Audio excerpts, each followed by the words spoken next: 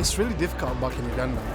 It's really difficult. There's a lot of talent, but they don't get to sell their art there.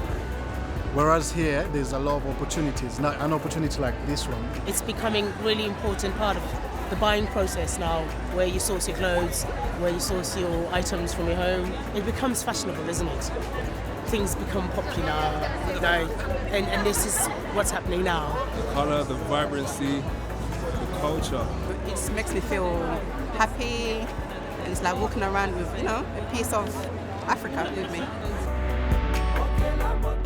I feel happy, I feel very comfortable because I like this color. It's to remember my country, because in my country people use bright colors.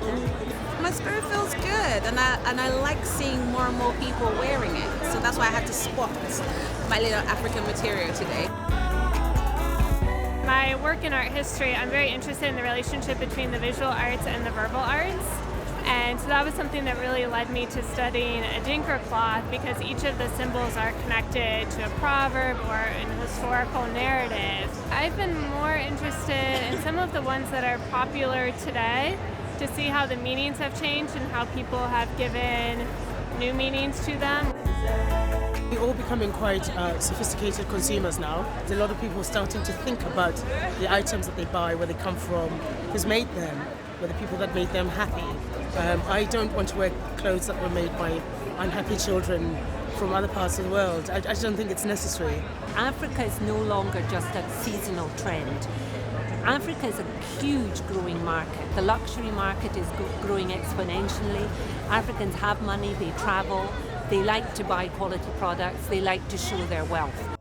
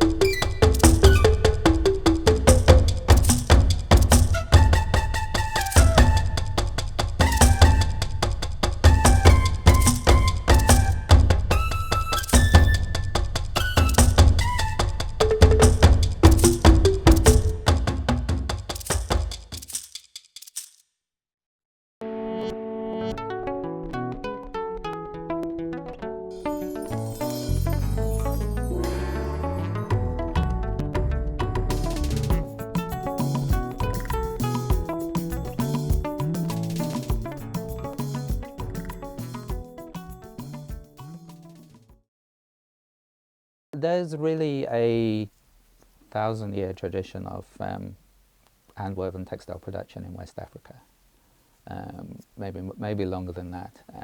Archaeological research in West Africa is not comprehensive, so you have data from places where it's happened and great expanses with no data. But what we do know is that at least 1,000 years ago, weaving has been noted in West Africa. Archaeologists have recovered spindle whorls from spinning cotton. So hand-spun cotton is the main material used in West African weaving. And the main dye is indigo. This you can see, indigo dyed cotton. Adire is a Yoruba word, it just means tie and dye, or we tie and dye. Adire emerged in the early 20th century as an elaboration on much older traditions of resist dyeing in indigo. That's really the basis of almost all the textile traditions in West Africa.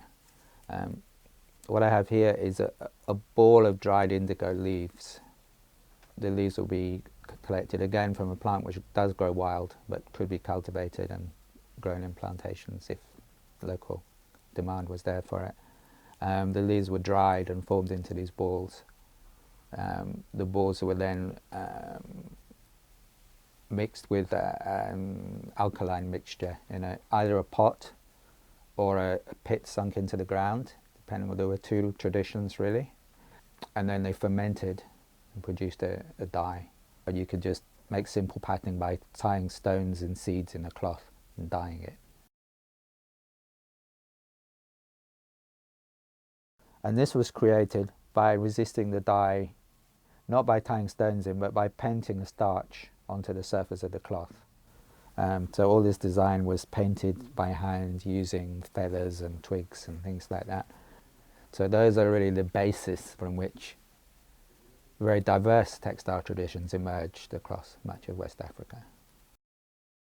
The Huntsman cotton is woven on a what's called a narrow strip loom by men, by male weavers, to produce a long continuous strip of cloth, which can then be cut into the desired length. In this form, as a kind of spool of cloth, it functioned as a form of currency in many parts of West Africa. There are old photographs of camel caravans with sort of metre-wide discs of cloth fixed to the side of them. And you could buy things either with the whole spool, or you could cut off a length and buy things depending on what you wanted to buy. Here we have various resist-dyed cloths. On the top, a cloth from the eastern side of Nigeria, on the border with Cameroon, worn by men in a sort of men's society where they had masquerading, and it was a sort of elders society. You see figurative patterning on these. You also see signs drawn from a script that developed in the Niger Delta called something like Nsibidi. I can't pronounce it very well, but quite an interesting script motif is reproduced on some of these cloths.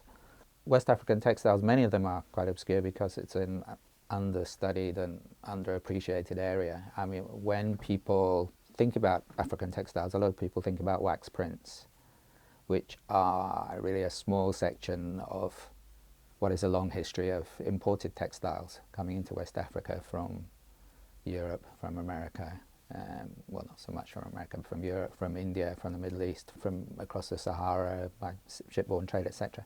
But there is also a much older tradition of local textile production, some aspects of which people know about, such as Kente and Bogolan. But if one looks beyond the very familiar types, there's a whole sort of panoply of interesting things going on. And it's an area where, you know, I've been interested in it for 20, 25 years, and I still see things every few months that I've not seen before, which for me is quite stimulating.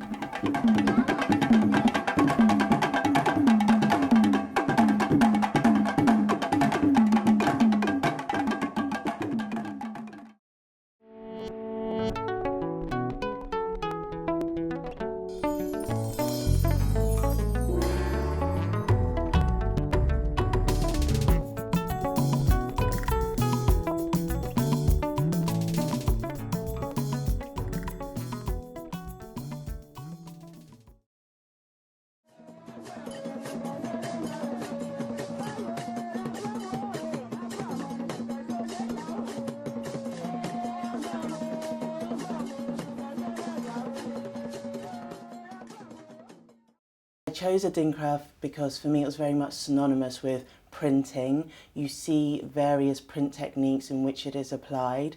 Kente involves weaving, which is a technique that I know about, but I'm not a weaver by any means. So for me, Adinkra and screen printing makes sense. Aya is a symbol that I've used across a lot of my designs. It's a symbol that I find very simple but very beautiful. It's very strong yet fragile in meaning. Aya is the word, the Adinkra word and symbol for fern, the plant. And ferns are known to grow in very difficult climates or difficult circumstances. So they're known for their resilience and endurance, and that's everything that Aya as an Adinkra symbol represents. And this idea of, you know, being strong and overcoming. We all have challenges to deal with. So imagine a cushion that you lean on after a tough day, and, you know, symbolically it's saying to you, be strong, you've got this, is a beautiful thing. Another symbol that I have loved using is Ketipa. And Ketipa literally means good bed. And so it's a bit of a cheeky one. The proverb says, he or she that has a good bed has a good marriage. And I don't think there's anything wrong with that. So we like that one. Huemedua is a symbol that represents measurement and control, and, you know, seeking quality control in all of our endeavours. So I've really abstracted it here, so you wouldn't necessarily see it straight off to look at. But this idea of offsetting two different colours against one another. There's something in African textiles, a process known as accidentally on purpose. This whole idea that when you do something by hand, you cannot recreate. It doesn't have the same precision as a machine, but there's a beauty in that. So you'll see that, you know, it's slightly offset and offset differently according to each motif that you look at. There are symbols that mean measurement to encourage quality control, so seeking your best in your, be it practical endeavours, your academic endeavours, your life endeavours.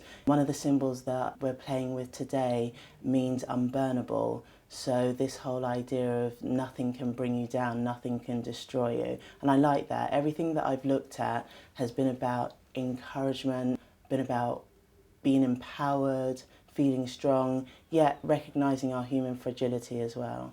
So for me, it's important that Amma Designs continues to grow and evolve, and the home, our personal living spaces, doesn't stop with cushions. There are so many other things, and for me the next best step was wallpapers. So today we're having fun creating wallpaper samples, playing with colours, playing with new symbols, playing with textures, thinking of ways in which the symbols and their meanings can be interpreted into the home. Wallpapers are a great way to make a visual statement, an artistic statement. They can be as subtle as you like, or they could become, you know, your own at-home mural on your walls. So it's, your walls are what you see. You sit within your home or your living space, you see your walls. So I thought, why not translate what Amma Designs is doing onto the wall space and see what that can become. So I'm really excited about the colour schemes that we're using. I make a point not to follow trends, I'm aware of them, but it's very much about following my own narrative, and hopefully people buy into that. Screen printing is a very manual process, and it's not for the faint-hearted. It's 95% preparation and 5% execution. So, you know, you can find that you spend 3/4 of your day just setting up the print, but without taking that care and time, you know, that there's no point rushing for the 5% of the print, because it just won't come out as you would hope. You know, every process is laboured in the sense that, you know, after a screen print, you have to wash your screen. This is done by hand. There's different people here at IVO. The people are working on different parts of the whole production process. So, you know, it's really nice. There is a chain effect. You get into a rhythm, and you know, and it's almost like, you know, everyone is working with you in a chain to achieve this final goal, which is a really nice thing. And I think it's also something that the public doesn't get to see. People buy things off the shelf and they don't really understand the process that was taken to get it to that stage. So, you know, I think it's really important for people to be aware that there is a lot of work goes into this, and there's a beauty and there's a value to that.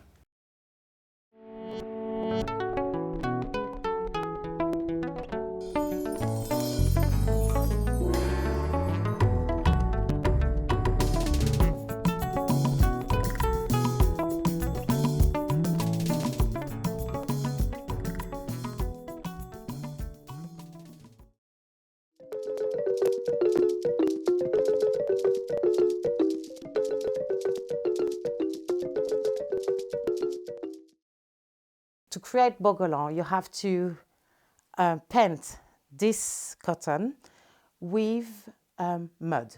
Bogolan means paint with mud. They are often also made to order. People will come and see a Bogolan artist, a Bogolan master, and ask them to create a piece for a special occasion. The story on the piece will be according to the person family story, the person tribal background, the place they come from, the things that they achieve in their life, their role in the community, and all these different things. This is an example of traditional piece. Each print is actually a symbol. Each symbol's got its own meaning, and all together they create a story. So here we've got like a cross. You can see here you've got another type of print, which is another type of symbol. This is another type of symbol, and it's got another meaning. This one as well, this type of shapes. If you weave properly, you will weave with a rhythm, and you will create a music, and it is a very important part of the process. Bogolan has healing properties.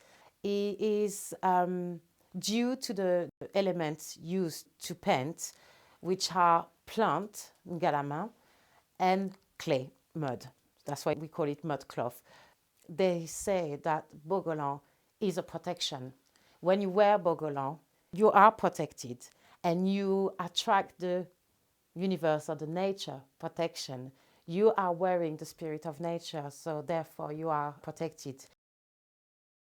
Most of the time when a baby is born, the first place the baby will be put is in a piece of finimugu, a piece of white cotton, or they're going to have their own Bogolan. The mum will be making the Bogolan while being pregnant.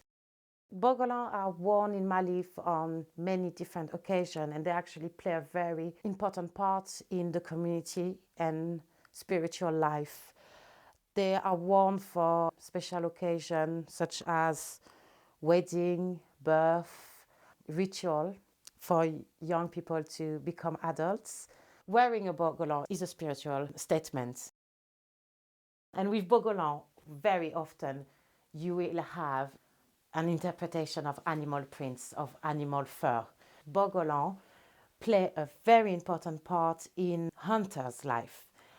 They are a higher caste in the society and they are respected for their knowledge. They communicate with nature, they know animals, they know their habits, they know how they react because they observe, because they spend so much in the nature.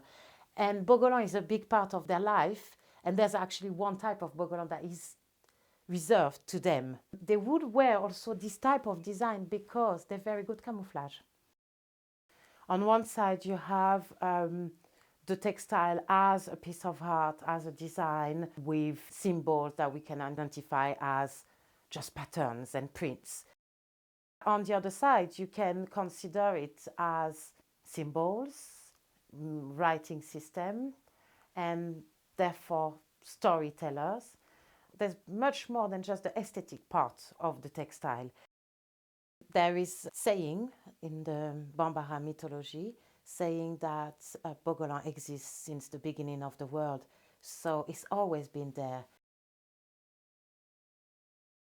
As a designer, it's a privilege for me to have such textile to work with. It's very important for me to be able as well to spread and share the story about those textiles. And this is what I'm all about, and what my brand is all about, is to show the diversity of textile from Africa, about putting love in what I do. Each of my design has its own story because of the textile used, and then the rest of the story is about the people that I work with. It's about me, it's about my vision of fashion, it's about my life between Paris, London, Africa. It's my life as a woman, as a mom. All those stories are inside the design, and it is very important for me to be able to share that.